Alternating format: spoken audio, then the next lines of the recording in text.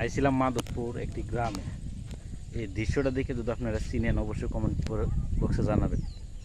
আমি পুরোটা আপনার দেখাই। খুব সুন্দর একটা জায়গা এখানে। আমার পিছনে যদি দেখেন অবশ্যই মনে কিছু চিনে লাইতে পারবেন। এই পিছনে ব্রিজটা বা এটা দেখে মনে চিনে লাইতে পারবেন। আর এই বট গাছটা এটা আমরা মানে আত্মীয়র বাড়ির। এই জায়গাতে আমার কখনো আসি নাই বা আমার জন্য ফার্স্ট এই জায়গাতে আসছি।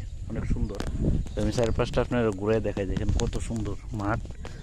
এই যে কত সুন্দর মাঠ দেখছেন। মানে আমাদের এলাকা তৈলে ভালোই লাগতো। চারপাশটা ঘুরে দেখে মনে চিনতে পারবেন জিনিসটা। আমি দেখাই আপনাদের। এই যে যদি